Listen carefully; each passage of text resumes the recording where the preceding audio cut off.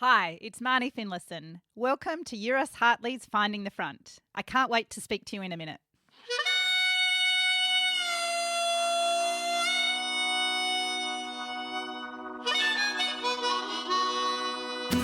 Welcome to Euros Hartley's Finding the Front, where we get to know the people who front some of Western Australia's leading companies, providing you with real insights into the way they think and approach things, both in business and in life. So get the volume adjusted in your car or your headphones sorted and settle in for a great story. Here's your host, Tim Banfield. Welcome everyone to a brand new episode of Euros Hartley's Finding the Front. Euros Hartley's is a proudly Western Australian leading financial services business. We specialise in the provision of corporate finance, wealth management, stockbroking, institutional sales and targeted research services. If you'd like to learn more about Euros Hartley's and the services we provide, please don't hesitate to visit our website at www.euroshartleys.com. Well, this episode is seriously massive.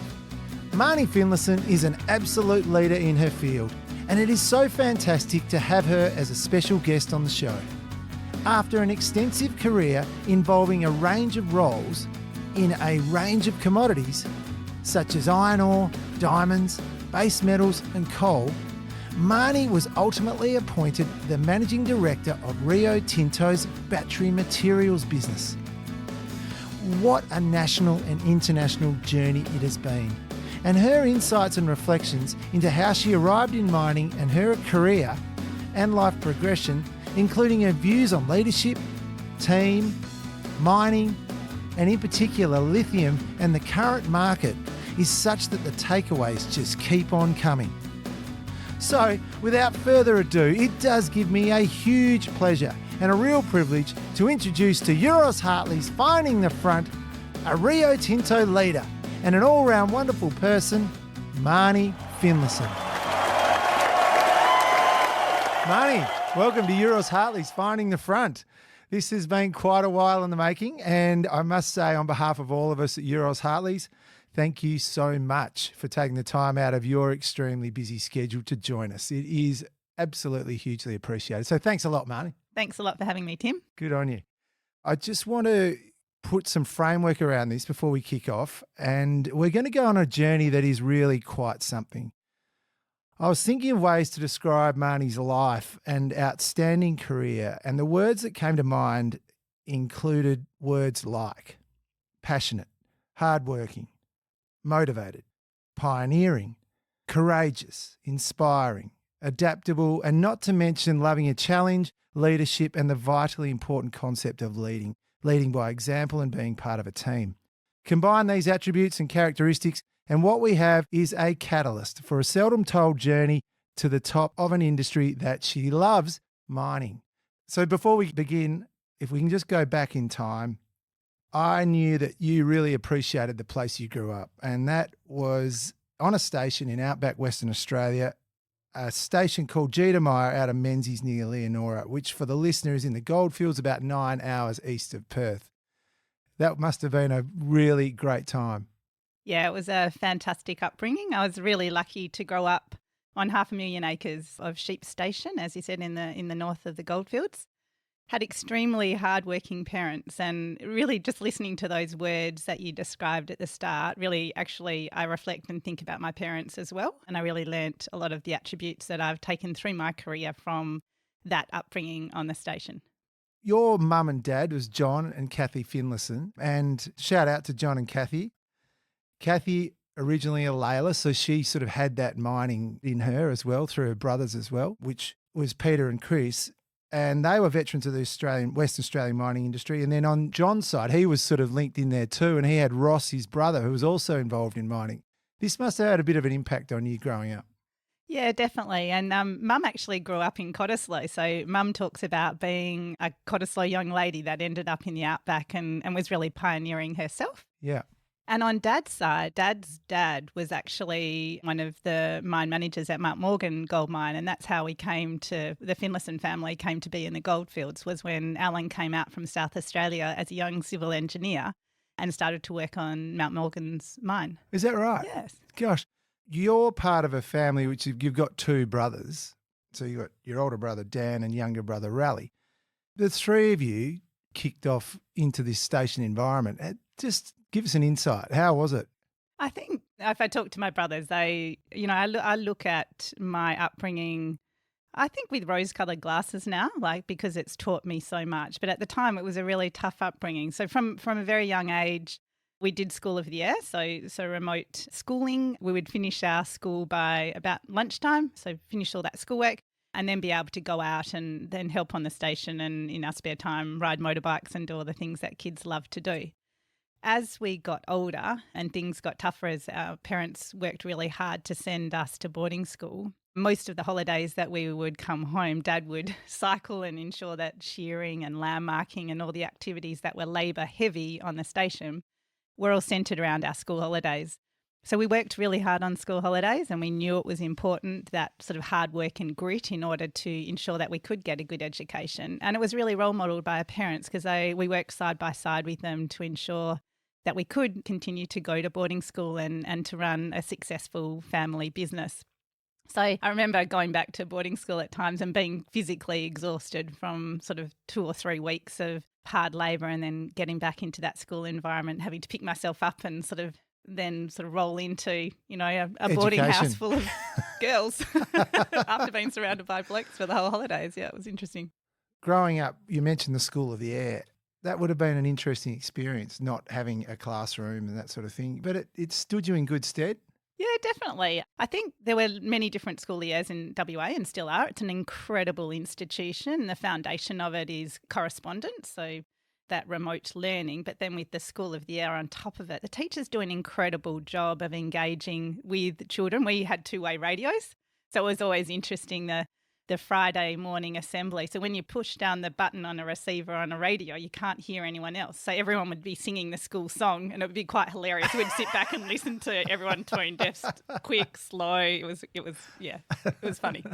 But the amazing things that they did over the radio, so they did music lessons and they really were able to engage really well in that half an hour every day. And we loved those half an hour. So we would be shearing and Mum would bring the radio out and chuck the aerial over an old tree, and we'd sit under the tree so that we could still dial into that half an hour a day, which is when we could connect to our teachers and our schoolmates. And then once a year we'd all get together and on our school camp, and then there was also an athletics carnival. So it was wonderful to then actually physically come together and to sort of start to build those social connections well. And when I went to boarding school, I was ahead academically, and it was actually really helpful for Dan, Ral and I, as we went into our boarding lives, that wasn't an issue or a struggle for us. They really stretched us and prepared us well. So because it was such a different environment for us, that it really stood us in good stead. But it's also fascinating, the music and the sporting side of it was really funny. Dad used to prepare us all for the athletics carnival on the front lawn of Jadar. Had 2 star pickets and a broomstick and a mattress, and would teach us how to do the scissor kick and the Frosby flop to learn how to do high jump. And music. Fun fact, we actually had Kevin Bloody Wilson as the guitar teacher. You're kidding. For School of the Air. The School of the Air. Yeah. Oh, gosh, I hope you didn't teach you much. Well, on the annual camp one year, I can remember we were all it was at Point Perrin. We're all in the sort of the dorms trying to sleep, and we could hear this raucous laughter of all the parents that had come along to help. And Kevin was in there with his guitar testing out all his songs with them. So he got some feedback from our parents very early on in his career. So growing up was lots of fun in essence, and you look back on it, it was a great experience. If anything, there's a lot of love that came out of it. There's a lot of love that came out of it, but there's also some really deep-seated values that have been instilled in all of us through that. Definitely around teamwork, hard work and grit, and having that resolve that here is the end game and this is what I'm really striving for, and there'll be ups and downs, but picking yourself up and keeping on pushing through. The other one that's really stuck with me is sense of community and connection to country. So Dad was on the Shire of Menzies, and as was Mum, and they both were actually president of the Shire at different times. So really contributed back to the community because I knew that was important. Yeah. And then we had some of the traditional owners. Dad had grown up on Melita with some of the traditional owners, and we were working with them on Jadar, and I learnt how to track sheep from Clary, who worked with us for many years, And he taught me about the importance of country. So that's something, that sense of connection to community and country is definitely something that I've carried away through it as well as knowing that you just got to work hard. If you want to achieve great things in life, you have to put everything into it. Yeah, you only get out of it what you put into it. Absolutely. It's interesting when you look at that value of hard work, connection to country, connection to land and community. You look at what you've gone on to do in your career. You look at what Dan, your brother's gone on to, who's quite possibly the greatest cray pot manufacturer in Western Australia, never ceases to not catch a crayfish. Shout out to Dan and Mandy. And then there's Raleigh, who's clearly gone on in his own life with regards to his mining career and how he's forged his career path, which has got a lot to do with what we've just talked about. Yeah, absolutely. And if I think about Dan's journey, that was a massive step going from, he studied commerce and was very successful at university, went back to the station with Mandy, and when we sold the station, spent some time managing it for a while, but then decided it wasn't for him and he wanted to run his own business. So to go from a sheep station in the outback to making cray pots in Jurien Bay was a massive transition. And that's, one of the things that we all do. We'll see challenges and step into those challenges. Yes. And the way that he has been able to navigate the ups and downs of the industry, it's been a huge journey for them and their business, but He's stuck with it. And that grit has really carried him through the hard times. And his connection to people and the industry he's such a wonderful person, and he brings people in through that. And he's always there. He's always there for the industry. If they need an extra pot, he'll work all night to ensure that he can supply what people are looking for. And he's really committed to making the industry a success through the ups and downs. That's so true. Obviously, we've had Ral on the podcast before, and that was back in episode 5, right? When he was just starting out with Genesis, coming out of Saracen. Interesting that similar themes came out of that, but you guys have paralleled each other in a way, but in different lines. Has that been something you've had a lot to do with Ral in terms of communication and just comparing notes? I think in the early days when I left school, I didn't think I would end up in the mining industry, and I'm pretty sure he didn't either. He was having too much fun. But as our careers have developed, we've definitely reached out to each other, bounced off ideas. We've got really, because of our upbringing, we've got similar leadership styles around value of people. So we've talked a lot about that. And even when with the Saracen Northern Star merger, talked a lot about culture and how you merge companies and how do you sort of lead and create a strategy through change as well. So it is, we do talk about it. Probably not as much as people would think. But he's been a fantastic support for me since moving back from overseas to sort of rebuild my networks in Western Australia and introduce me to people and create opportunities for me. You did allude to it, but you went away to boarding school when you were quite young, right? And so what were you, 10 or 11? Yeah, I was 11 when I left the station. Dan had gone away to boarding school the year before. And I really missed him. We're only 18 months apart and we're really close. And then Raoul is 3 years younger. So I was really missed him and felt like I needed to grow.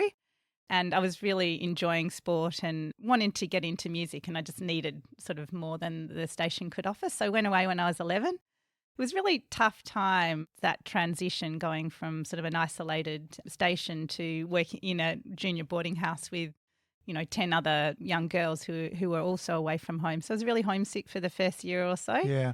But then really found my straps and the friendships that I built through that boarding house and through school, and also the opportunities that I was given. So I absolutely embraced every single extracurricular thing that I could do. I did every sport that I could fit into my schedule. Every morning, every afternoon after school, I was doing something. So really wanted to tackle everything that opportunity gave me. And I think part of that, and Ral and Dan were the same, we did it because we knew how hard our parents worked to get us there. And so we wanted to make sure that we took advantage of that. Made every post a winner. Absolutely. Tell me, did you love school from an academic perspective, I mean? I did enjoy school. I like maths, I like science. I've always been a really curious person and wanting to know how things work. So that lent itself to those types of subjects. And I also absolutely love the social side of it. So having grown up in an environment where I was just surrounded a lot by sort of males and my brothers, being in that type of environment, I absolutely loved, and forming those really deep friendships and understanding others. So when you're living in a close proximity with 30 other girls, you have to learn how to address challenges and differences. And I learnt a lot through that time at boarding school that I now apply in everyday life. I remember, being there as year 6 and looking at the year 12s and so aspiring to be that type of future leader. And it's one of the things really early on at school, sort of starting to develop those leadership skills. And, I was often the captain of a sporting team. In year 11 and year 12, I was captain of rowing. So even though I'm short, I actually represented WA schoolgirls rowing. And I loved rowing. I felt that grit sort of really came through and that commitment. So really also lent into the leadership side of school as well. And that then flowed into my career as well. Rowing was an interesting one. It's quite a fascinating sport. I mean, there's no lake, there's no river, there's no ocean or anything up in Jadar. What got you into the love of rowing? I think it was actually because my dad told me I couldn't, to be honest. He was a rower and he said, I'm not letting you row. It's not a girl's sport. You'll get all too muscly. So that sort of pushed me in the direction of, okay, I'm going to show him that I can do that. And there is a really strong sense of being able to do what a boy can do, growing up with my brothers, showing that I could also ride a motorbike and muster sheep. And then so when he said I couldn't row, I was like, okay, I'm going to show you I can. Love it. So it is such a commitment. We used to train 7 times a week when we were training for the nationals, and it was all through summer. But it's something that I loved, and I've always loved playing in a team. Yeah. Individual sports I liked, like I did javelin and hurdles, athletics, those types of things. But it wasn't something I really loved. It was rowing and basketball that that sense of team and achieving with a team that I have always really loved. Well, this love of sport carried you through out of school, and I just wanted to clarify at this point, when you were at school, and we ask this a lot, right? Did you know what you actually wanted to do when you left school? I thought that I really loved the engineering side, so I always knew that I had that engineering bent in me, and my marks weren't quite good enough in year 12 to get into mechanical engineer. So I thought I wanted to go and build artificial limbs to then help people to be mobile and connect them to sport. So that was what I thought I wanted to do. I didn't get in. I think I enjoyed my year 12 too much. So I ended up doing sports science at Edith Cowan, which was a great course. I remember learning how to sort of measure pulse rates and blood pressure, and had to actually take an exercise class, so design a class and take someone through it. But I also spent that year really reflecting on what I really wanted to do. I knew after probably 3 months of sports science that it wasn't something that was going to be my career. Yeah. And I'd also had the experience going into that around sort of starting to get a taste of mining, because up until then it was not something that anyone in my family really talked about, other than Dad saying, I wish someone would find gold on Jadar so that then they could buy the station and that we could, benefit from that. Yes. That was the only really talk of mining that I had thought about. It wasn't something I considered doing. Well, that's interesting, because I alluded to earlier, you've got that mining side to the Layla side, which is your mum's side, and then your dad's side. I don't know if Ross was in mining at that point, but he was he? Yeah. So you ended up doing, and I understand this is a pretty pivotal time. Was it at school holidays or at uni holidays when you came back and started doing some work for Sons of Gwalia and your uncles? That's where you started to understand, well, I can actually do this. Yeah, it was a really pivotal moment. And it was at the end of that year, because you have to be 18 to work on a mine. So it was the end of that first year out.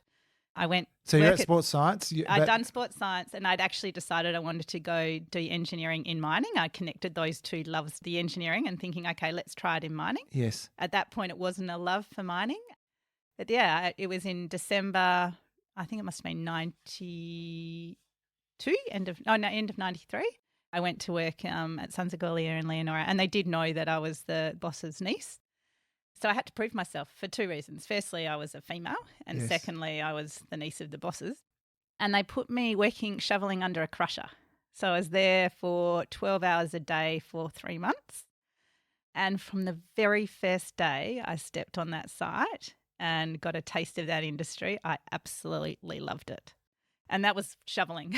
Yeah. And there were some days that I would shovel all day side by side. And firstly, I was physically strong because I'd been rowing. Yep. So I could shovel as long and as hard as everyone else. And so that respect was earned within the first week of grit and hard work and achievement. So they pretty much forgot that I was the boss's niece straight after that, and then I became one of the team. You earned the right.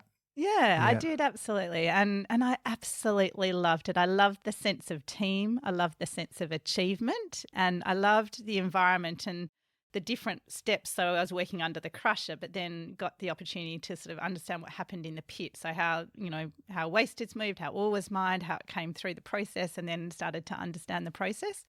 And I knew from that very first 3 months in the industry that it was absolutely the right pick for me, and I could combine that passion for engineering with this industry. For an 18-year-old girl to work in that environment was quite pivotal, not only just for your love of establishing a love of what you're doing, but psychologically to be able to overcome that hurdle of I can do this. Must have been a huge step. Did you see it that way, or did you always, growing up, did you always think I'm no different? I never saw myself as different. Yeah. I always wanted to prove myself that I could be equal. So there was a sense of drive, not fear. Right. So going in there, I just wanted to prove myself the same as everyone else. Yes. So even sitting around a table, there's people today that say I really notice when I'm the only female in the room or I'm the only male in the room, which does happen these days. I don't notice that. I just notice differences in terms of different opinions and thoughts, and I'm really curious about that and like to lean into it. Yes. I felt in the work environment it was just I wanted to be treated as equal, and that's what I expected of myself and what I expected of everyone else, and everyone deserves to be treated with respect and to have the same opportunities, and I've always looked at it that way. The next phase of this was that you decided, right, I'm into this, and off you went to the famous Western Australian School of Mines in Kalgoorlie. And we've heard so much about this institution. It's just wonderful, and the way it's respected and held in such high regard. You went on to do a Bachelor of Engineering, Minerals Engineering and Extractive Metallurgy, graduating with honours. Just tell us a little bit about it. How did you find it when you arrived there, and was it just as good as everyone says it is? The first couple of weeks was lots of fun. It was O Week, and that's where you got to really see the sense of the university. So it was great. And that's when you got to meet some of the older sort of third years and fourth years. So it was great. They were very welcoming to first years. It was a fantastic institution. And I really loved the connection that the university had with the town, the opportunity to learn something in a classroom during the day, and then that weekend to be able to then go and apply it was so fantastic. And I'm a very practical learner, and I learn through seeing and talking through things. So that really suited how I learn. And to see some of the incredible things that recent graduates were doing as well. And really they were fantastic pioneers for those that were coming through the School of Mines about what is possible, particularly women. So when I started, I think our first year group had well over 100 people in it within the degree and the stream that I was doing, so the METs as we got called. I think the first year there was about 40 of us. When we graduated, we were probably one of the highest sort of retention through, and I think there was 9 of us that graduated, and there were 3 women, which is fantastic, and still have got wonderful careers today. So it was a fantastic opportunity. It was very well supported at the time, and that's why I'm very passionate about continuing to support it. It plays a pivotal role in providing a pipeline of talent and practical applied talent into the industry. I was really lucky to have scholarships and support throughout it as well, which really helped me to focus on my studies. Yes. And I did work as well whilst I was going through. And by the time I graduated, I actually had 2 years of practical mining experience in a variety of different areas. So as well as working at Sons of Gwalia, I was lucky enough to go down and work on Greenbushes for a vacation. And then I had a scholarship with Robe River. So I spent a lot of time up in the Pilbara, both in Pannawonica and Cape Lambert, understanding the iron ore industry. Did you also work at Croesus as well? Yeah, I worked, I had a casual job with Croesus, so I was doing data entry in the office. So that's when I was learning what all of the acronyms mean for a geologist, as well as doing sample prep at the bottom of the pit as well. So yeah, that was fantastic working with Croesus. And a little bit of waitressing as well? Yes, I worked at the Loaded Cactus Mexican restaurant. Quite an institution that was. So you forged the way for your younger brother because you were there. We were in third year when he arrived. Yeah, it was. I understand you guys lived together for a while. Yes. Was that would have been entertaining? I think all of the living arrangements in Kalgoorlie were always very interesting, who ended up sort of housing together. But we were really lucky. Our older cousin had a business centred out of Kalgoorlie, so we both ended up living there for a period of time. Right. Yeah, so it was great after so long of actually not living together for any extent of time to spend that time together again. Great. So as you mentioned, you kicked off into life in terms of a career. Now, I just went through the first chunk of your career and it was quite amazing. So for the listeners, just to give you an idea, that these are little 2 and 1 year slots, but we've got iron ore in the Pilbara, then we've got zinc and lead in the Kimberley, we've got coal in central Queensland, then we're going back to the Kimberley and we head into diamonds. And then we go back into coal in central Queensland. And it's quite a contemporary way of generating experience for the greater good of where you want to end up in your career. When you started metallurgy, you're studying the properties of metals and then applying that into practical applications like metal production. I know you went straight into a plant metallurgist role in Pannawonica for iron ore, but how did you see your career mapping out at this point? Yeah, I can remember one of the vacations I did at Sons of Gwalia. I was working in the laboratory for the 3 months, and I'd go to the morning meeting and I'd see the mill superintendent, running the meeting at the start of the day. And I remember thinking, that's what I want to do. That's my career goal, is to run a mill and be a mill superintendent. So that was my focus. So it was always leadership. So in my career, I started out of university and went into a graduate role with Robe River. But within 3 months, they'd moved me into a plant metallurgist and a leadership role where I was actually leading a team of contractors operating a pilot plant. And that was really interesting for me. So I was just straight out of uni and this pilot plant was at the back of the mine, so quite isolated. So learning really early how to lead. And it was an all-male crew. Then moving from that, I thought, I was washing rocks in iron ore, and that, I learned a lot through that. But thought I really wanted to lean into more the metallurgy side of it, so that's why I went into base metals and lead and zinc and up into the Kimberley. And what a dream job! We used to talk about it. It wasn't. Getting a job at Western Metals is like the gold job because you get a 2 and 2 roster flying in and out of Broome. So heaven for someone who's new in their career. So you had 2 weeks off in Broome? No, but I worked out once I got there, that was for the underground miners. So the miners always got the good shifts and I worked 2 and 1, which was a bit trickier, but still living in Broome was fantastic. And in that, I went into a plant metallurgist role, but once again, within 3 months, I was in a sort of a acting mill foreman role, so leading across teams. So it's something that has run throughout my career, is starting in more technical level roles and then very quickly pivoting into leading teams. And it was when I went to coal, into Queensland, into coal the first time. I went there as a plant metallurgist, and within 3 months, I remember the plant manager, who's still a very strong mentor for me today. I only had lunch with him a few weeks ago. The plant superintendent, so remember this was the target job that I thought that I wanted when I was at uni. He left and he asked me to act in the role, and I said, I can't do that, I'm not experienced. So he went, no, you should do it. And I was 26 years old at the time, highly unionised environment, and it was running both an operations and technical facility, but also the maintenance side of this processing facility for coal. So I acted in the role for 3 months, and I'll never forget the day that he came and pulled me out of a meeting and he said, Marnie, I've been interviewing people for the role and I can't find anyone that can do the job as well as I'm watching you do it. So I'd like you to do the role permanently. So he took a chance on me and he really stepped into learning and ensuring that I grew into the role and supported me. And it was fantastic. I learnt so much from him, and it was a real foundation for my leadership skills and those that I took forward. When you started, did you think, this is what I'm going to do? I'm not afraid of FIFO. I'm not afraid of getting out into the most isolated parts of Australia. Whatever I can do to start this career that I want to actually get to led you to that role, the superintendent role at Mara. Yeah, it's interesting. I left uni knowing the type of role that my ambitions were for, which was the mill superintendent. I had no idea how I was going to get there, but I've always been the type of person that doesn't shy away from a challenge.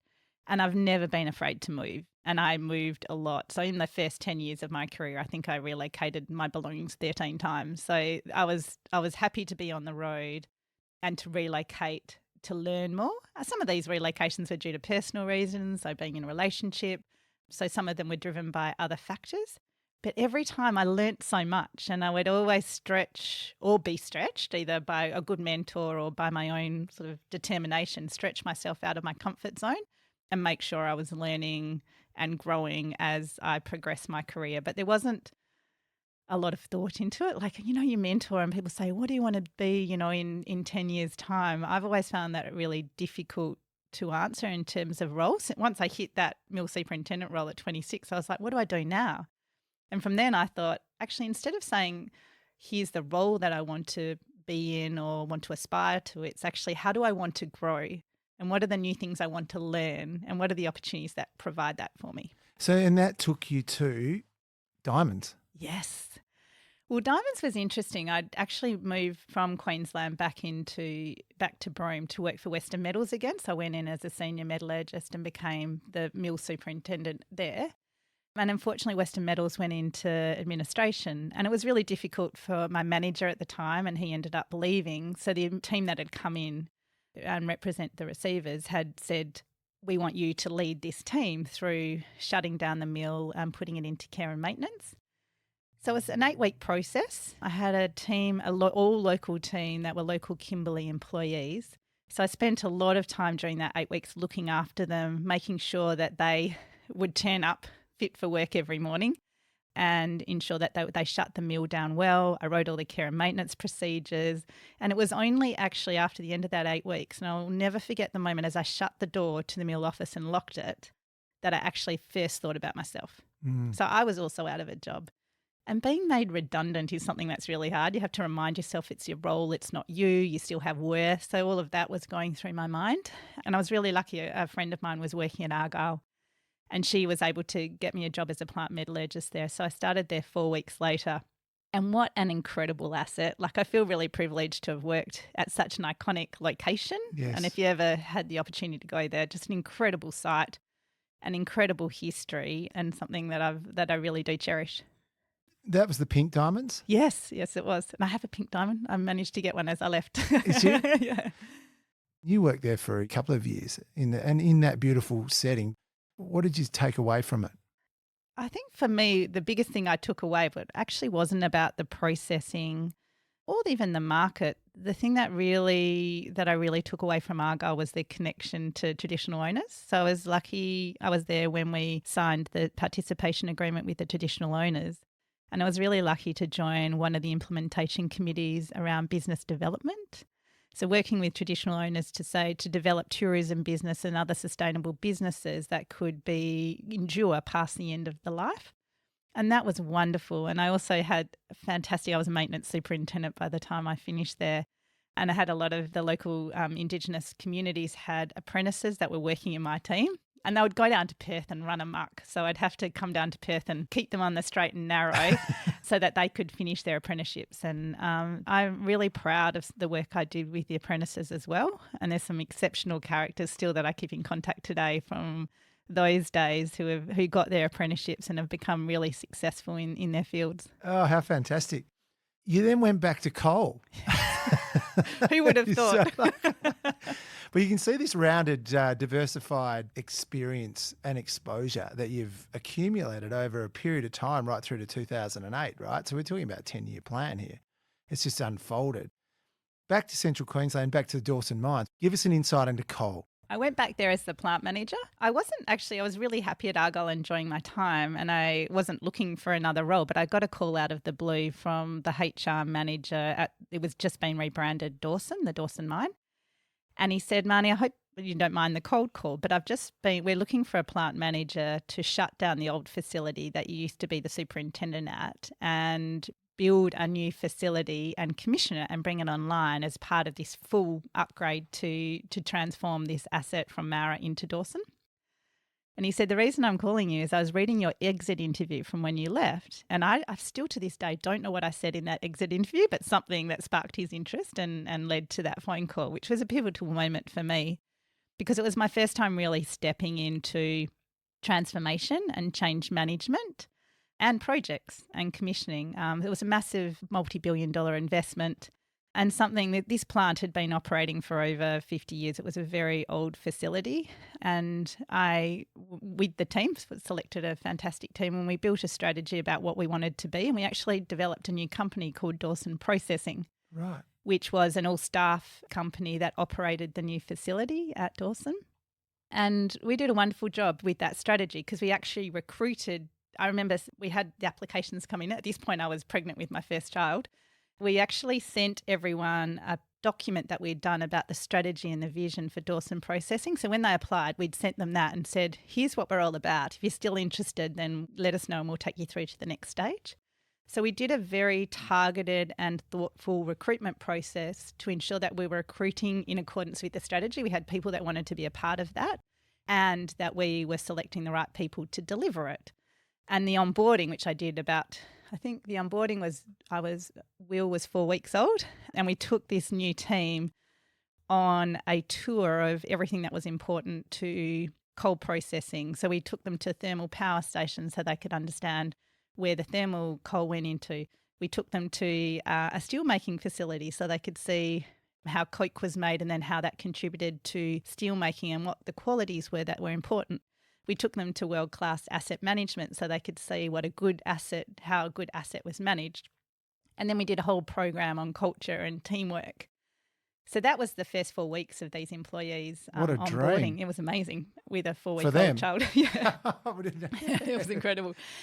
And I actually got a LinkedIn note only last year from a young lady who had just gone in to be the manager at Dawson Processing. And she said, I'm reaching out to you because I've heard a lot about you. And this is well over 10 years after I'd done this work. And she said, it still lives today. So I really want to understand the intent and the thinking. So I've had a wonderful chat to her before she started in the role. What a great recognition. That was cool. Well, it doesn't surprise me that you start to elevate. This is where you do re-engage with Rio Tinto, and you come on in 2008 as their principal advisor for Mesa A. Can you explain this and what this role was? Yeah, so this role was very much using the skills that I'd gained at Dawson, was doing operational readiness and client liaison for building a brand new mine in the Robe Valley called Mesa A. So you see it on the highway as you're actually driving up towards Karratha.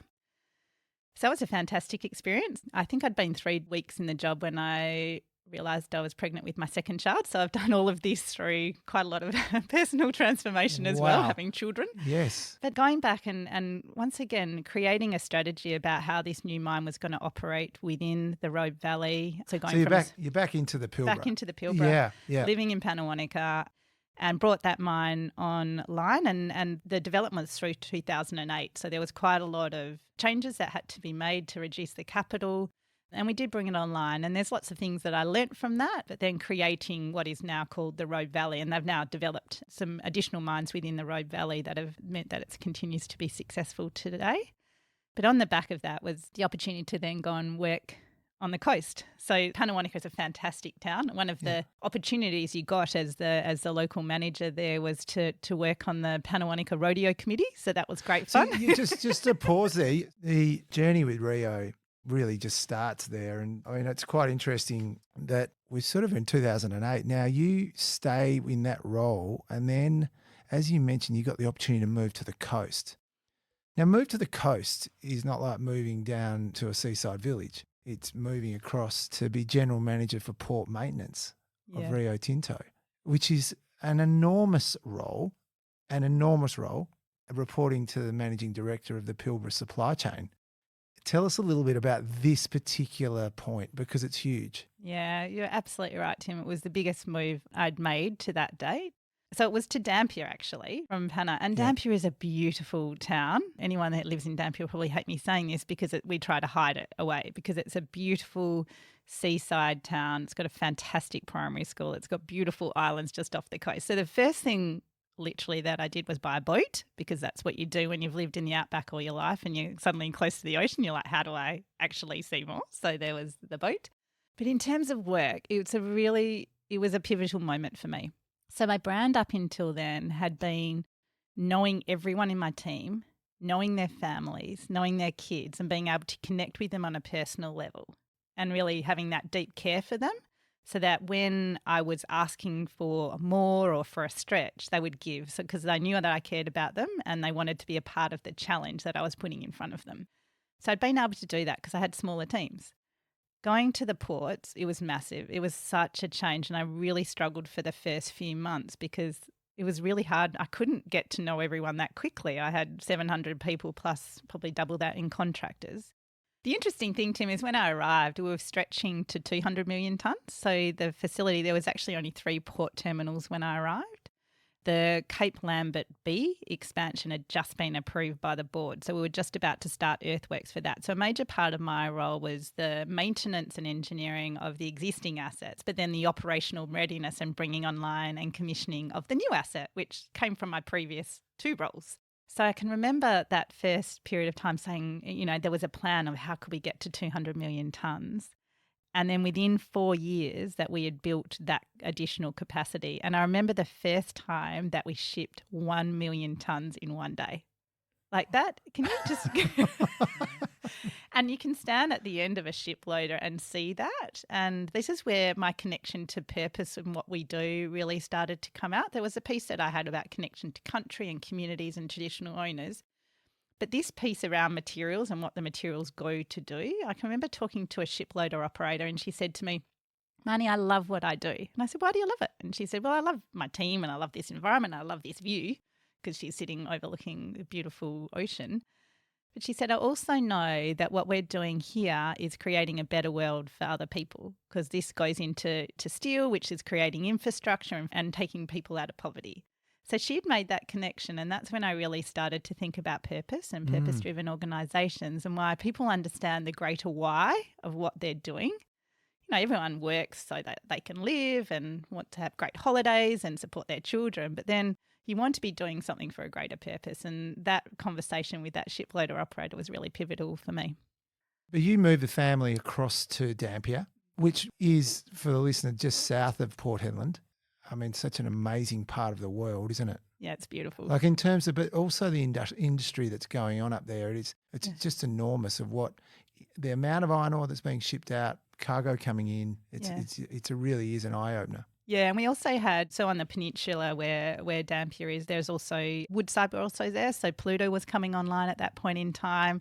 So a lot of oil and gas development in the region as well. So the period of growth in Karratha itself during that was incredible. So really short on accommodation. So this whole, I think in terms of infrastructure, there was a view and there was a vision that iron ore and oil and gas would be growing. But I don't think everyone really thought that it was going to happen. So when it did, and when the demand really escalated coming out of China and that rapid growth, and we were just scrambling to try and bring this new capacity on as quickly as we could to feed that growth, because obviously the prices were high as well.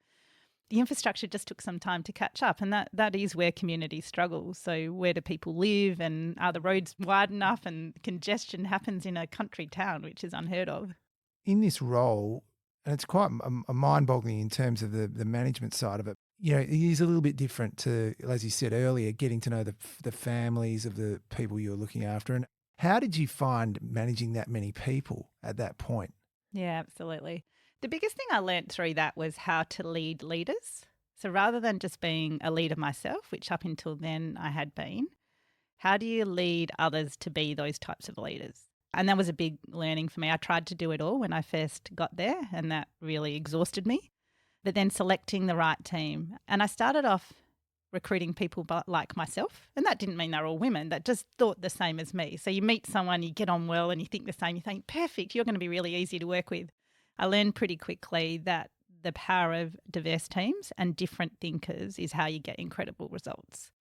So having that basis of values and leadership, of caring for people and developing them to deliver the results, but then different unique ways of looking at problems, because when you're problem solving, you want all those different thoughts and approaches around the table to get the best outcome.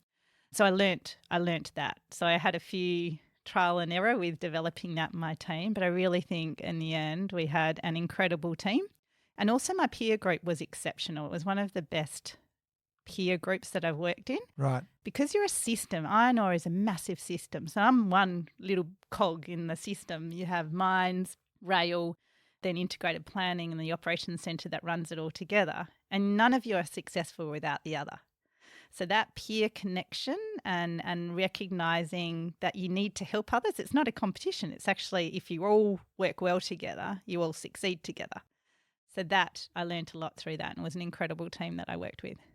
Well, you were very successful and it worked out well. I mean, one of the key KPIs, and I'm looking at things like injury. In that role, what keeps you up at night?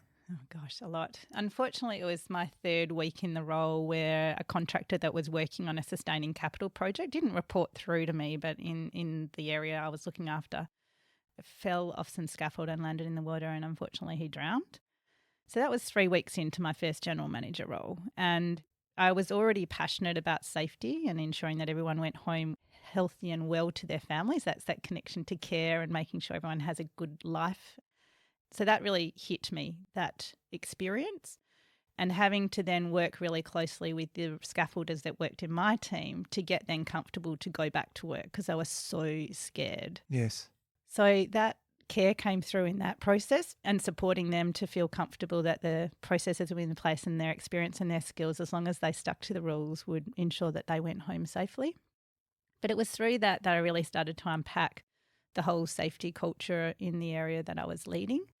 And we ended up having, there was some reporting in there, but we had a really poor safety record. And there's this leaderboard that Rio Tinto used to do, which was about all injury frequency rate, and we were at the wrong end. I remember at the peak we were about 2.5 all injury frequency rate, which was super high. By the time I left, we had that down to 0.3.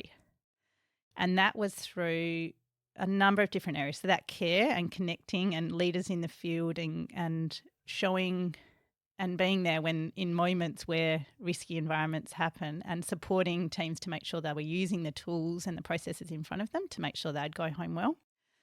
But also working with the contractors, and that was one of the things that I worked really hard on, was to make sure that there was alignment of safety expectations and care in our contractor partners. Yes. And that resulted in some contractors not working for us anymore, but others were encouraged to come and work with us more because they had the right approach to that and had the same alignment. So that was for that whole 4 years, as well as bringing on that capacity. Actually, above that, the thing I'm most proud of is the safety performance improvement over the 4 years. Yes.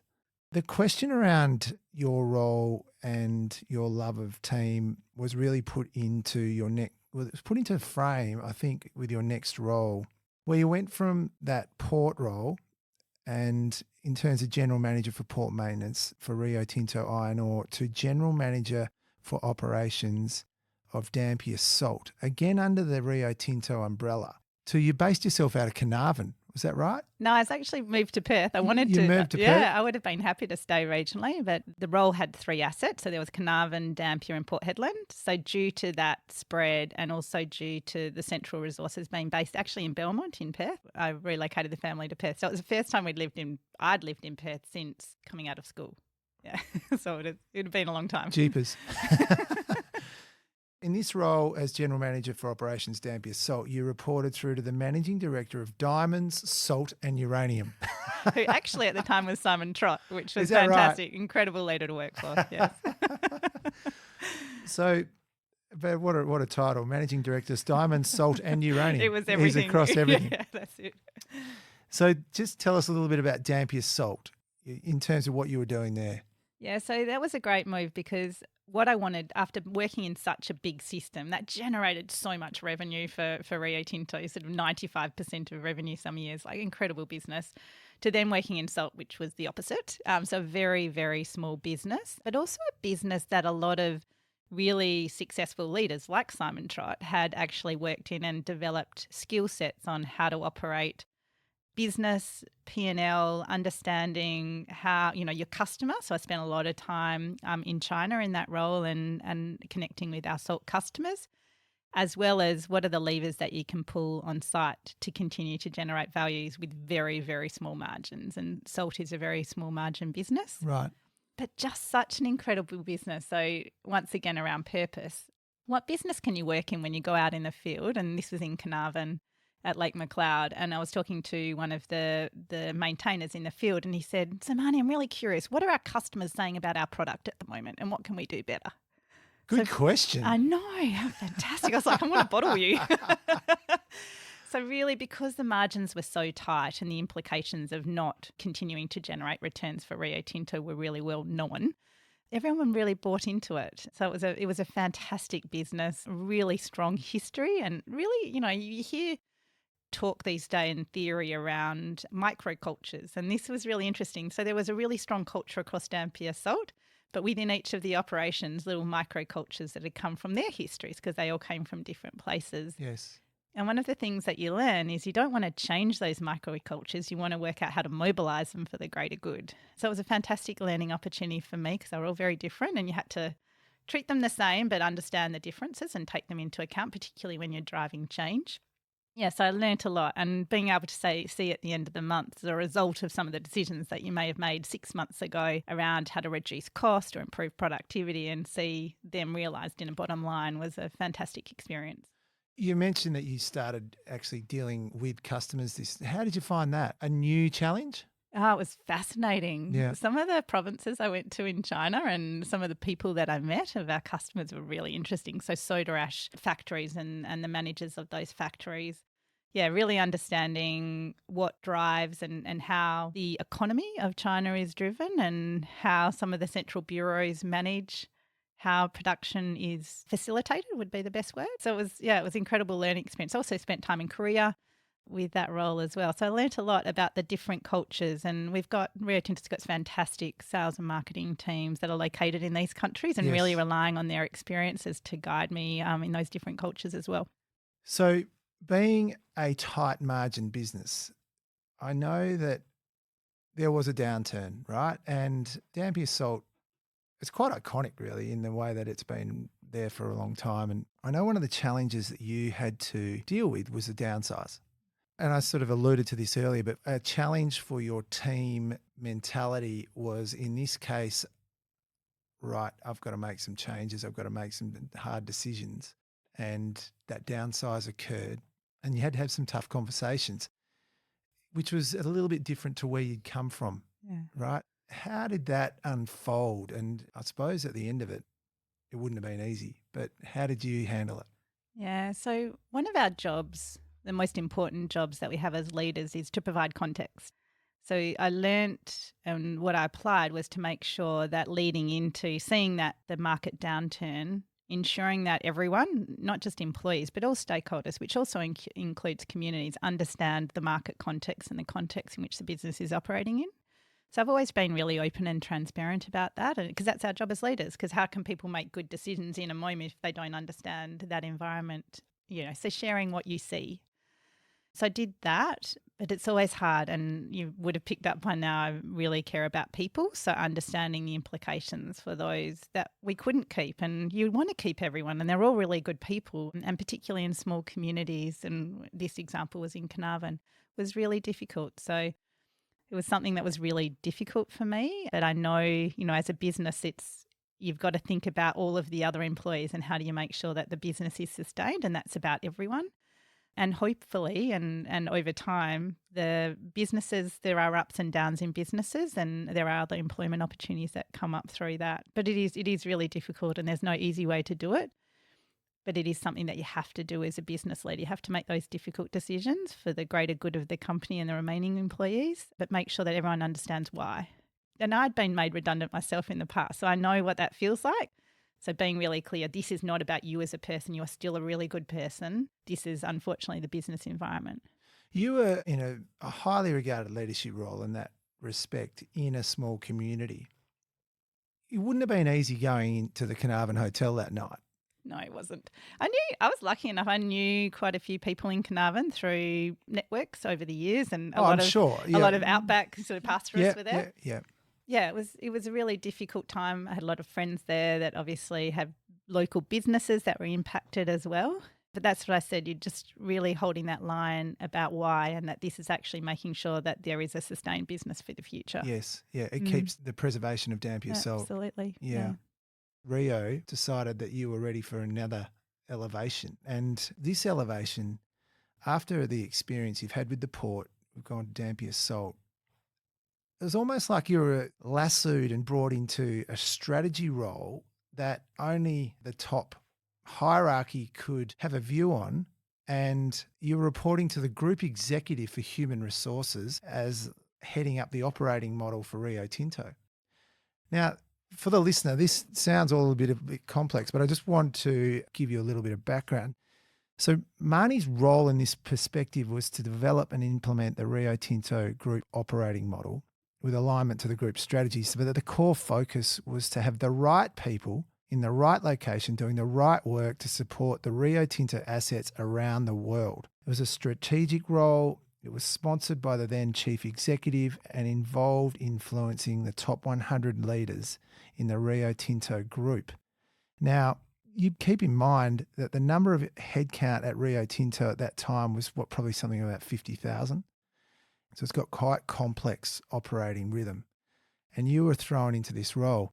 Now, it doesn't really align me to think port or Dampier salt. But clearly your journey had given them some sort of idea that you were good for this role and you had some strategy thoughts that they really valued.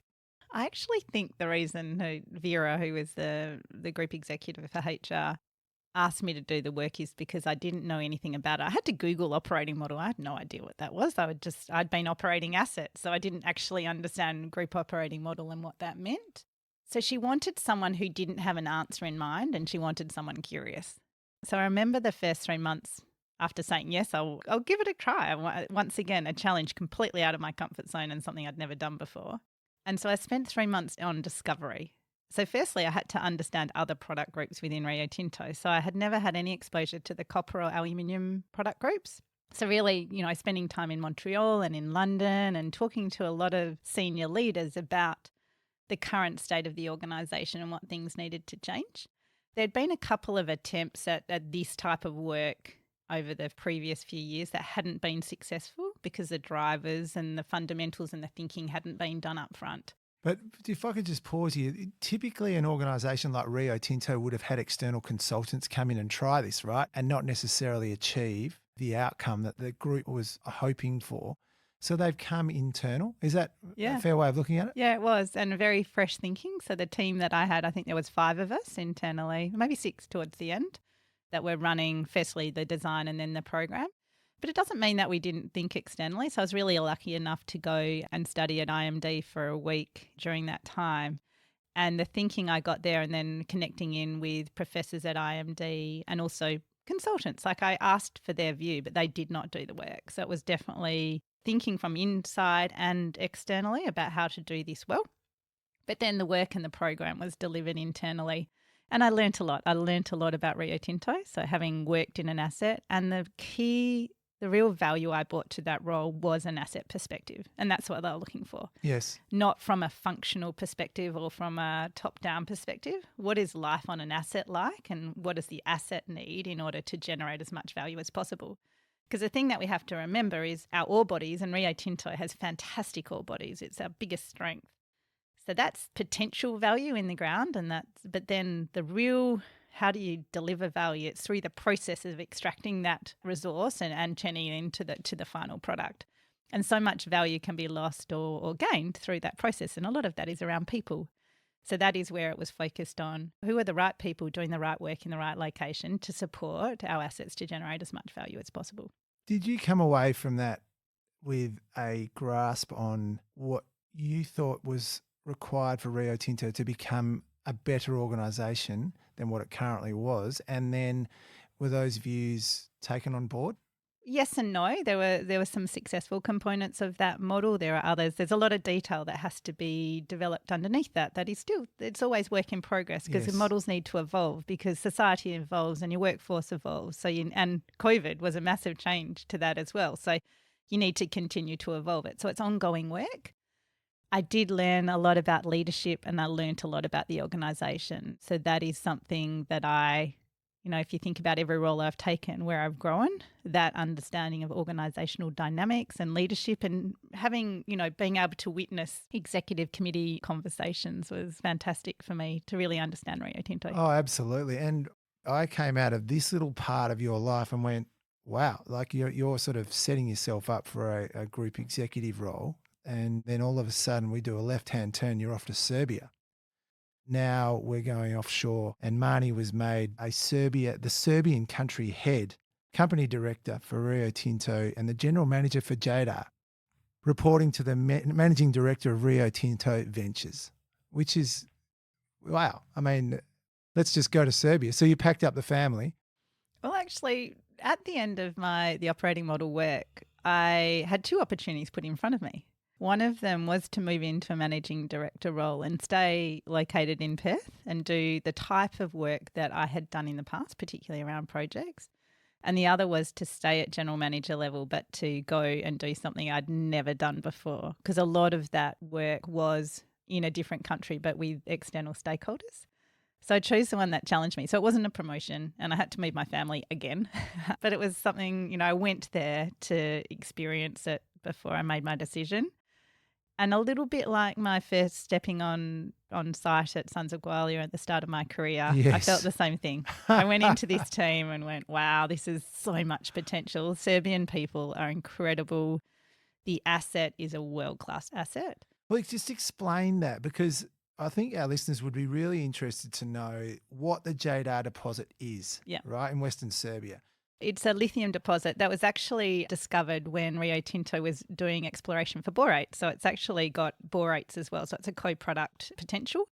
So it was discovered by Rio Tinto, and so the drilling campaign identified potential area for borates. They put down the first drill hole, found borate mineralisation, said that's great. Second drill hole found this other mineralisation that they'd never seen before. And in 2007 or 2008, that was classified at the Natural History Museum as a brand new mineral called Jadarite, which is named after the Jadar Valley where it is. And to this day, there is still the only known location for Jadarite in the world. So for a while, we were a bit confused. What do you do with this new mineral? The potential for lithium wasn't yet known at that time. But then towards sort of 2013-14, the potential for lithium for particularly EVs and batteries started to be known. Yes. So the project development really started to build momentum. So I went in there to lead the project during the pre-feasibility study phase. And it's a high grade, so it's 1.8% lithium, so high lithium grade underground mine, which is, obviously a higher operating cost from an operating point of view, but a large resource and a multi-generational resource. Living there, you were on site or? No, I was living in Belgrade, the capital of You're Serbia. in Belgrade? Yeah. Right, okay. Yeah. Fantastic. Yeah. And what was the commute to the mine site? The site, so it was a drilling campaign. I think the most, at sort of peak time, we had about 15 drill rigs drilling the resource, so quite heavy sort of exploration and infill drilling program. It was about 2.5 hours from Belgrade, so easy commute for a day, or I'd spend sort of nights out in Loznica, which is the town proximate to the deposit. Right. But most of the study work was centred in Belgrade, which is the capital. And a fantastic, very, very old city that's been through quite a history. Did you grow an affection for Serbia out of the experience? Were you there for two years? I was there for 3 years in the years. end, and absolutely an appreciation of the culture, the people. It's a really dynamic country. It's got a very checkered history, and that history drives what is called the Serbian inat, which is a sense of pride, almost in spite of oneself. That is a real Serbian trait. But incredible. I've got some really dear friends still now from Belgrade who are still there. It's a wonderful, wonderful country and some really beautiful people. Oh, what an experience. So if I was to just go back a step, you had to deliver the business case for that to the Rio Tinto board, and they chose to go through with it. That process in itself, you must have drawn on all your experience. Yeah, Did you? I did. So there was that period of time was, firstly sort of trying to generate a business case on a new mineral. So if you think about when you look at projects from a business development point of view, Yes. new country, new mineral, and new processing. Yes. So all of those complexities that come with developments outside of jurisdictions where you normally operate. So that made it, trying to sort of de-risk as much as possible each of those aspects. So the processing was the first one, brand new mineral. How do you economically extract lithium carbonate and boric acid from Jadarite? So that was the first year's work, was really focused on that. The second was on the mine, so really difficult underground mine, and from a geotech point of view, so complexity, so really working through economic mine design. So a lot of it was technical for the first few years and really understanding how to maintain a business case as those technical aspects were developed. And then obviously then getting support from a permitting point of view within the country to then be able to develop it. So yeah, I learnt a lot again about not just the technical aspects, but then how do you garner support for new projects when you potentially got a lot of challenges and a lot of risk or perceived risk around the project as well. And in putting that framework together for your business case, was it met with skepticism because of, those are your areas of new asset, cost, foreign jurisdiction, the risks seem to be weighted. Yeah. But clearly you could see the other side. Where I'm trying to get to is you presented a business case that was accepted. Yeah. Right. So a key part of that was Jakob as our chief executive. So during that time he came in, really believed in lithium and batteries. And actually I remember sitting at the front of St James Square, which is our HQ in London, when he was our CFO, and we were sitting out looking over the square, and there was a Tesla parked in front of the office, and he said, "Marnie, do you see that?" I said, "Yeah." And he said, "I drive one of those." And I really believe in EVs and the importance of EVs for the energy transition. Yes. So he's always believed in lithium. So that belief was really helpful, and really, the case for lithium, because it was a new commodity for Rio Tinto, and that case for lithium has grown over the years. But seeing that, if you think about when I started, I think the global lithium market was 200,000 tonnes, and a lot of that was coming out of Greenbushes. So seeing how that growth of supply has been building as the demand has built, in the whole case for lithium, and how it's core to the electric vehicle batteries for the future, seeing that grow over the period of time I have been in this role. But you can really see that for the case for lithium in Rio Tinto, it's definitely been growing. Yes. So your experience, in essence, in future-facing minerals, such as lithium, began in about 2018 when you took on this role and you had to present that case, okay? Yep. It's quite amazing that, over that period of time, you've done 3 years at Serbia and look back on it fondly, and it's been a successful period of time for the company. Yeah. It doesn't stop there, because I know that once you'd done that time, you were brought back and you were appointed the managing director for battery materials for Rio Tinto. That's a big, big role, right? And I've got next to my sort of notes there, wow. So, it seems like it's the cream on the cake, but it really is a lot. And I'm so glad we've been able to go through the insights to amount to what it takes to get to this role. How did that come about, though? Did you sort of feel like your job was done at Serbia, and they had approached you about this? So on the back of Jadar, Jakob came to me, and Sinead, the head of our minerals product group, and said, "We'd like you to develop a strategy for Rio Tinto around battery materials. So based on this sort of lithium foundation, how do we build a future pillar for Rio Tinto here to complement our other commodities?" So copper, aluminium and high-grade iron ore are really core to Rio. So how do we have another future-facing pillar to support that? So they gave me 6 weeks and it was fantastic. It was such an engaging exercise. I just moved back to Australia, so I was doing a lot of this in hotel quarantine, and then from my mum and dad's house in Shenton Park, actually, because waiting for the house to empty so we could move home.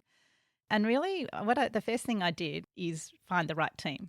So who are the people that understood lithium and battery materials in Rio Tinto? Who were the people that were passionate about it? So bringing in the purpose again.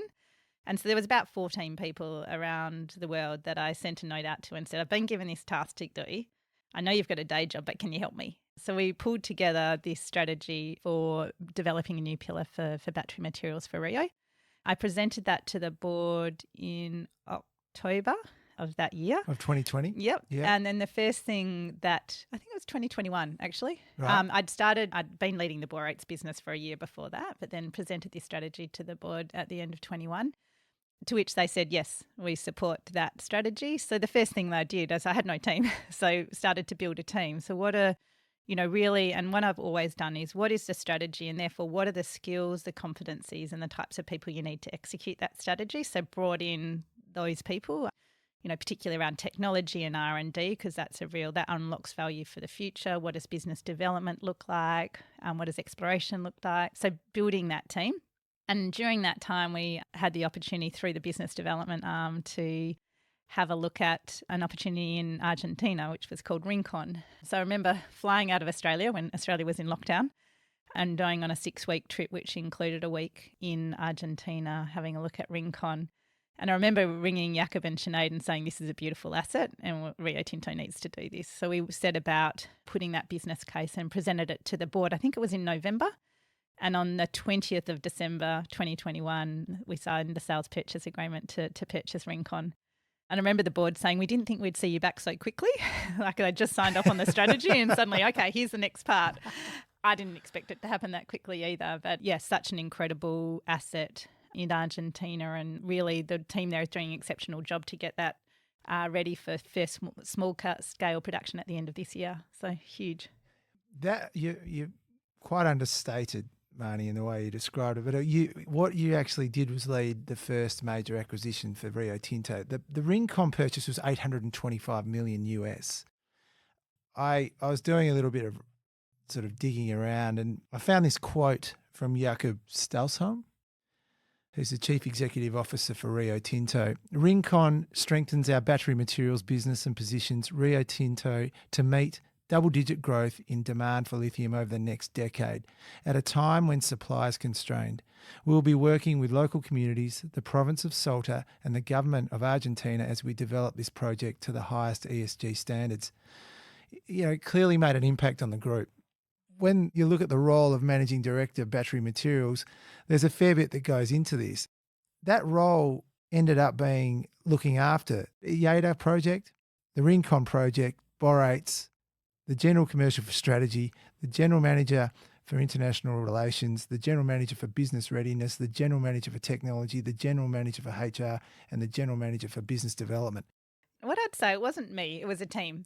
Incredible team of really passionate individuals who realised the value in Rio Tinto stepping into lithium when others were saying no, and understanding the potential for that market and believing in it. So absolutely a team effort. And even with the people working in the team, so with HR and business development, Rio Tinto under the operating model is a matrixed organisation. So the support of the organisation and the anticipation and excitement about the first acquisition, as you said, in 10 years was incredible. Everyone was so excited. And the poor team at Rincon, I think when we took them over, there was maybe 30 people, including contractors. And they were like, oh my gosh, the whole of the 45,000 people of Rio were super excited. So it was quite overwhelming for them. But yeah, it's been really lovely to see how that asset has evolved and become a core of Rio Tinto. And fantastic leadership. So one of the things that we've been able to get is a local Argentinian managing director leading Rincon, who is fantastic. And I think there's something in that for me with assets, particularly when you develop in other jurisdictions, is having someone from that jurisdiction or someone with a strong affinity to leading the team is so, so important. Yes. To really understand and curious and know the ways of working. And this is this microculture thing that I was talking about. You can have an overarching company culture, and Rio Tinto's got an excellent one around care, courage and curiosity values and what our purpose is. But understanding in the microculture how you apply that and how you generate connection to the greater Rio Tinto with the teams is so important. That local leadership is a pivotal role. Rincon is lithium brine. Yes. And you've got experience in both hard rock lithium and lithium brine. Can you just give us your view on the two? So if you think about the double-digit growth that Jakob alluded to, in order to meet that growth, and we firmly believe in the demand story, we firmly believe that the transition from LCEs to EVs is important in terms of reducing emissions. So, you know, if you think about the narrative says somewhere between 20 and 30% of global emissions come from transportation. So there is cars, but then there's also light trucks and other forms of transportation as well that need batteries. And lithium, because of its elemental properties, and it is core, and we firmly believe that it will be core to battery technology of the future. So there's other types of batteries. So there's sodium-ion batteries. There's lots of vanadium flow batteries that are for different purposes. Sodium-ion for smaller range cars and scooters and things like that. Vanadium flow are bigger, so they'll be for stationary storage. But core to EVs for performance and range, lithium, we firmly believe will be core to the chemistry for the future. So when you look at that and you play that out in terms of transportation moving to electrification, the demand is there. So that double-digit growth. In order to meet that, the supply needs to come from everywhere. It needs the prices to incentivise the development to meet that demand. And if you historically brine processing, so if you think about the Atacama in Chile, so lower operating costs, but they're higher capital costs and take longer to develop. And then you look at hard rock assets, which tend to be a higher operating cost. So if you have a look at the cost curve, you need all of these assets and this supply to come online in order for that future demand to be met. So it'll be a combination of both brines and hard rock. And then the thing that's absolutely come through, particularly in the last 3 to 4 years, are the supply chains. So where security of supply chains is a real topic that we hear about. Traditionally, if you think about hard rock and spodumene coming out of Australia, going as a spodumene concentrate into China to then be processed into lithium hydroxide and also lithium carbonate to go into the battery production.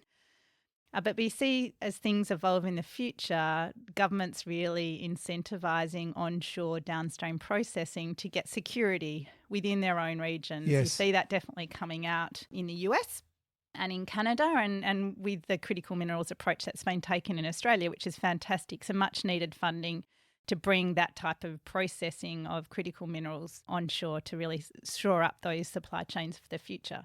So I believe that the problem or the challenge, so you can look at it as a problem or you can see it as a challenge, in order to meet the demands of all of the energy transition is going to take all countries and all companies and all governments in order to attack it. It's not one person who's going, there will be people that profit out of this, but really in order to ensure that that supply is there, it's going to need all of this to come online. Because lithium is abundant. People talk about that, and that's quite scary for people in the market. It's everywhere. But in terms of grades and to have the processing to unlock it economically, that is what is the limiter for some projects. So having higher grades. So Rio Tinto, we love, tier one assets. So, ensuring that we have assets that are resilient through cycles in price. And lithium, we've seen it over there's already been 2 big cycles of massive super profits for existing producers. But then because that brings and incentivizes so much supply and that suddenly it's stockpiled, there's an oversupply and then the price drops. We're going to see that because it's been such a small market and it's growing so rapidly. We're going to see that. We're going to see these price fluctuations. So the core is having assets that you firmly believe will be resilient through those cycles, so you generate returns regardless of the cycle, and knowing that and being ready to take advantage of the times when there is good prices, but then still being able to maintain some margins during the lower price scenarios as well. You being a metallurgist, what's the importance of the metallurgy on the resource? What's your take on it? My take is the first thing is about economics. So ensuring that the simpler your flow sheet, the better. So that's where for hard rocks, coarser grain spodumene means less processing because you don't need, might not need flotation. So the coarser the grain, the simpler the processing. So therefore, the better the project economics. So Simplicity is best. For brines, it's absolutely around DLE. So you hear a lot about DLE. DLE is direct lithium extraction. It can be lots of different forms of extracting lithium from brines. We were really fortunate. Part of the thinking and the strategy around the Rincon acquisition was not just the brine assets itself, but also the technology that had been proven to be able to extract lithium from that brine. So the application of that technology and the way that the technology team in Rio Tinto has been able to learn and understand why does this technology work and what are the improvements we can make to it is really a differentiator in the future, because it's the core assets. As we said, there's lithium everywhere, different grades. So higher grade for hard rock is generally better because you don't have to mine as much to get the overall product, but it's the economics of the processing. For brines, it's absolutely about how do you get a technology that can economically unlock that lithium in the brine, but also sustainability. So we look at what is the energy intensity of processing, what are the reagent requirements, which also drive operating costs, and then also what is the proximity of these assets to infrastructure, because there is actually quite a lot of material that needs to come in for processing and then also moving the materials out. So proximity to infrastructure and support of local governments is also a really important part of this, as well as communities. And That is one of the things, and you'll see it in my face, that I absolutely loved in Argentina was spending time on the Puna and meeting the community. So the day that Rio Tinto took over Rincon, my first visit was to meet the chiefs in each of the local communities around Rincon. Even before I went to site, I'd met the site team before, but I went and met the chiefs. They were incredible women leading these communities. They were so amazing. And one of the ladies, I remember going into the school and meeting the children in one of the communities, and there was a big map of the world. And these children have never been off the Puna, so they've never seen a tree. They don't have technology. They don't have phones. They were so curious. They were coming up to me and asking me questions, obviously in Spanish, so I'm trying to get someone to interpret for me. And they showed on the map of the world and said, Marnie's from this big island. And for them, their eyes were so wide and they had all these questions about kangaroos and tell me about your island. And the chief said to me, Marnie, we don't want Rio Tinto's money. We want your support to improve our community and the lives of these children that you see in front of me. So the passion of these women to improve life and to work in partnership with Rio to be able to deliver that for their families is incredible. So I've already got this picture book in my head about women of the Puna and the strong women that are running businesses and leading communities that are trying to make their communities' lives better. And working in association with Rio to achieve that. Yeah, incredible women. Oh, wow. Yeah. Wow. Just moving from your role as managing director, during the period of time, I couldn't help but see that great article that was written by the Australian Financial Review, Brad Thompson, shout out to Brad. Meet the Finlaysons, Rio's lithium star and her gold guru brother. So for the listener, if you haven't read it, it is a fantastic article. It was great that you were both recognised together. It would have been a bit of a hoot to be you and Ral being interviewed together. Would have been great to have Dan in it too. Yeah. But look, there was a quote in there and I just wanted to highlight this because it really does sort of, I think, encapsulates a little bit about who you are.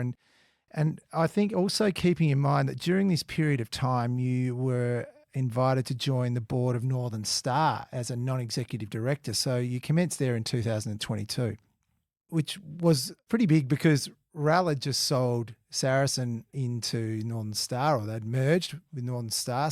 And Ral had just stepped away from the board and you slotted in and you were the new non-executive director. I mean, who could have read about that? I mean, unbelievable.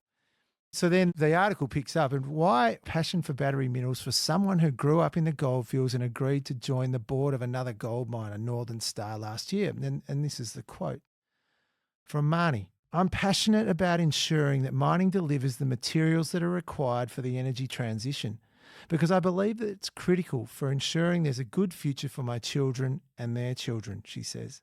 I see myself in a perfect position to be able to mobilise that, not just through the materials that are produced through the battery materials strategy, but more importantly, and this is Rio's objective, how they are produced.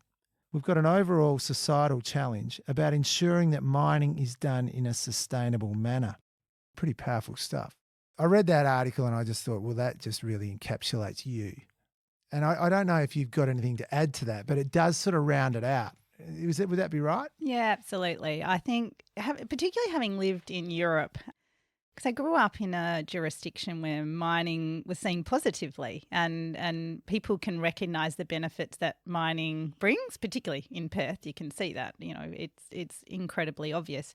You go to Europe and you see people saying, well, why do you have to mine? It's not in my backyard. So why do you have to mine holes in the ground? It's seen really negatively, so a very different world. So having seen that and knowing that the resources that are required for the energy transition and for our future, that the industry really undertaking our process of extraction, because by definition, mining is not sustainable because you don't regenerate. Yeah. So that process of extraction and doing that in the best possible way to benefit communities and stakeholders and minimise impacts to the environment. It's all of our roles to do that. And so there's the work now, but more importantly, how do we attract the right talent to the industry for the future?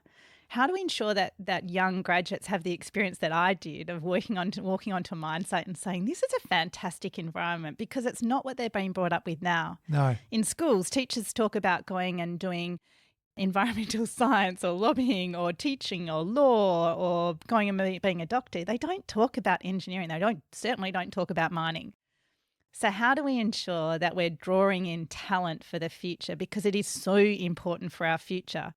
And I remember Minister Madeleine King, she's an incredible minister to talk about the future. And she said to me at a lunch the other day, she said, people think that the world of renewables and the energy transition is this pretty world with green fields and it's all pretty and lots of green and birds, but it's actually a world of transmission lines and wind turbines, and it doesn't look like people want it to look, and we actually have to realise that. And in order to go into those, you need copper, you need lithium for storage and for EVs.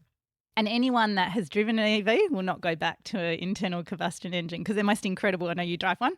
They're most incredible cars to drive. So how do we ensure that our future generations understand, firstly, the requirement for extraction and for the resources industry for that future, and how they can participate in it. And part of that is the industry showing that there's ways to participate, and there's purpose and there's meaning and there's really cool work to be done in the resources sector. Very rewarding, yeah. Incredibly. And teamwork, and what I've loved, and how do I do everything I can to share my love of the industry and working with purpose and working with teams and working in the right way with stakeholders and communities and shareholders to create value for everyone. I do everything I can to share that, and it's something as an industry we absolutely have to tackle to ensure we draw in the right talent for the future and we can realise that future. Wow, that was just awesome, and it just really does hit the nail on the head, because I think you could expand that to, what's your advice for women wanting to start a career in mining? I mean, we just heard how you started, but, how do we make it easier for women to get involved into the mining industry? I think firstly there is telling that story about how it is a great environment, and for me, to not go in with expectations to be treated differently. It's about being equality and being treated the same. So it's about expectation management coming in, but also the joy through achievement and achieving through a team and making that connection. Because women by nature, I feel, are more nurturing, and to be honest, also don't have the same confidence. I'm my own worst critic. And so having the confidence to step into challenges and knowing your own worth and what you can bring, and that you can bring a lot to the table. And I see companies recognising that, the power of diverse teams, and diversity, gender is one aspect of diversity, but there's so many others. And I firmly believe that better results and greater results are gained through not just having that team, but then tapping into that diversity and that diversity of thought. And it's been one of my biggest learnings over the last 10 years is, instead of reacting to someone who has a different view to my own, actually leaning into it and being curious about where that view came from. Because the power of that question of what do you mean by that? Oh my gosh, it's incredible what it unleashes. So the power of diversity and what that brings to better business outcomes, to me, is why women should come into the industry and what they can gain. Because if they come into an environment where their views are respected and there's that equal thinking and combination of thought, the world will be a much better place. And the sky's the limit. It certainly is. You're only limited by your own mind. I firmly believe that. I try to teach that to my own children. and the one thing, if going on to from where I am now as a female, my career has been incredible, and I'm so lucky for the opportunities that have come my way. Some of that is luck, and others is searching for it. But I'm also lucky now to be able to take what I call a mini career break. I've got teenage children. I'm a sole parent. Will's in year 12. So being around now, so I'm now working part-time because the role for battery materials really needed to be located in London and I couldn't move. And the time zones and the travel was having an impact on my family. So it was time for me to reset priorities and put my family and my children first. And it's been incredible for them. And that's not the end of my career, but it's time for me to focus on them before I take the next step. Thank you so much for sharing this all with us because, look, I know there'll be a lot of women listening and just hearing how you've navigated your career and your thoughts on moving into it. And is there anyone that you've used as mentors or that have been shining lights? Oh, there's so many along the way, Tim. There's no way I could have got to where I am without that. The very first is my mother and the role model she was, particularly around genuine care and community service and selflessness. She's definitely taught me that. But then there's lots along the way. There's some fantastic senior females on the executive committee of Rio Tinto. So they have excellent role models and mothers as well. And that's one of the things I remember going through my career in Anglo-American, and a lot of the really senior women in Anglo, if they were mothers, they had husbands, which was fantastic, who were the primary carer for children, but others that didn't have children or families. So understanding how to balance is a really hard word. I don't think anyone has balance, but understanding that you make a decision in the moment for what's best for your work or your career or your family or yourself, and you often put yourself last, and that's an issue. And yeah, there's some fantastic role models in Rio Tinto about that. But the key one that they've all taught me is always having confidence in yourself. And one thing I really pride myself on doing is treating everyone the same. So whether the person is the person that I'm shoveling with underneath the crusher on day one, so that sort of labourer type work, versus the chair of the Rio Tinto board, they're all just people, and we're all just people. And being yourself and bringing your best self and everything that you have to bring to the table, and not being scared of that, not being fearful that your opinion or your thoughts might be rejected. Just know that you bring something different. And I've been taught that there's a lady in HR in Rio called Georgie, and my little stigma in my head is I've got Georgie on my shoulder. So if I'm ever hesitating, she's in my ear saying, we want to hear what you've got to say, so say it. I'm very conscious of time, Marn. I will say, though, the way you've articulated all this, you must be in this part of your stage of your career where you are at the moment. It must be very rewarding for you to be able to spend time with the kids where they can recognise what you've been doing. Have you found that? Yeah, definitely. It's funny, they've got to the age where they've only just realised what I used to do in my past role, and they're like, when are you going to do that again? And I'm like, well, in time. I'm loving dinner time conversation with my children. Yeah. I've always been the mum that has appreciated the age that they are, not wish them to be younger or older. But right now, because I have the time and the presence and to be present with them, particularly at dinner time, it's my favourite time of the day. Their humour, they're turning into adults. So there's humour, there's thinking. I'm so proud of them, and I'm so glad that I have the opportunity and supported by Rio to work part-time so that I can get those moments with them, because they're only there for an instant and then they're gone, and they'll be off enjoying their own lives, and I'll have memories, which I'm really grateful for. Well, if they're anything like Mum, they'll be all over the country and maybe internationally. Well, look, I will say we sort of should finish up, although I could talk for hours about this stuff. It's fantastic, and there's so much more we could cover, but in the interests of time, I just need to make some observations, right? Because you've come across very humble about the way that you've approached your career. And there's a couple of things and I mentioned some words at the start, but there is an element of tenacity and preparation in the way you've gone about your career. And I don't think it's been planned. As you say, you don't know where you're going to end up from one role to the next, but it's unfolded in quite an interesting way. And that tenacity and preparation, that's sort of built in to ensure the best chance of achieving your goals. I think that's really important. I also mentioned at the start the word courage, and I also think that it's clear that you've pursued a diversification of roles, and to do that you need to have courage. You need to have courage on a wide variety of levels, and that's not just I'm going to go and attack this job. This is all that comes with it, all right? And this is moving, this is seeing different parts of the world, it's introducing yourself to a new line of work, what have you.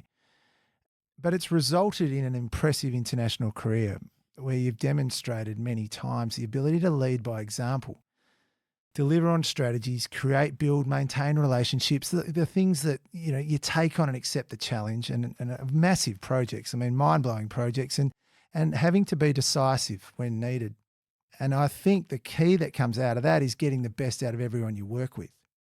So thank you very much for spending some time with us.